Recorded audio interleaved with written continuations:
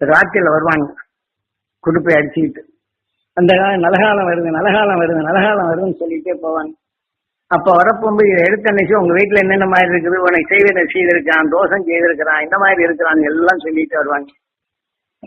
அப்ப வரப்போகும்போது இந்த மாதிரி செய்து தரோம். அப்ப குருநாதர் என்ன செய்தாரு, என்னைய நீ நல்ல கம்பளி தண்ணி போட்டுக்கிடா அப்படின்னாரு. மரத்து நிலை இந்த மாதிரி குடுகுடுப்பு வரப்போகும்போது நீ கம்பளி நல்லா போத்திட்டு நல்லா சுத்தி கட்டிக்கோ, மரத்துல இருந்து குதிடா அப்படின்னாரு. குறிச்ச உடனே கடகடா சொன்ன உடனே இந்த மாதிரி சொல்லிட்டு வந்தேன்.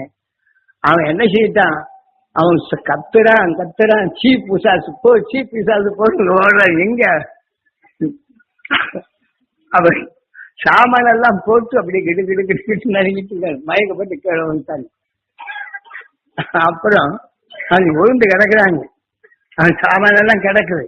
அப்புறம் போய் மறுநாள் தெரியாத மாதிரி போன உடனே என்னப்பா அப்படின்னு, இந்த ஊர்ல பிசாசு பெரிய பிசாசு இருக்குங்க அப்படிங்கள. பிசாசு ஓட்டுறவே இந்த மாதிரி இருக்கிறாங்க. இந்த ஊர்ல பிசாசு இருக்குங்க, இந்த ஊர்ல வரவே இங்க ரொம்ப ஆபத்தான நிலை இருக்குது, பெரிய ஆபத்தை செய்ய வேணுங்க அப்படின்னு சொல்லி போட்டு இனி இந்த ஊருக்குள்ள நான் வரவே மாட்டேன் அப்படின்னு சொல்லிட்டு பாரு. அதுல இருந்து இந்த உண்மையை அறிவதற்காண்டு குருநாதர் இந்த வேஷமும் போட சொன்னார். அவங்கிட்ட என்ன இருக்குது, அந்த உணர்வுகள் சொல்லப்படும் போது எதெல்லாம் இயக்குகின்றது, அவன் இதே மாதிரி உருண்டவனே.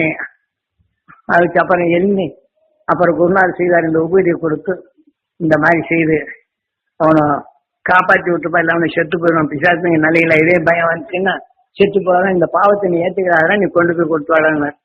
கொடுத்த உடனே நீ காப்பாத்துங்க சாமி, இப்பதான் எனக்கு தெளிவாருது அப்படின்னா போயிட்டு வாப்பா அப்படின்னு.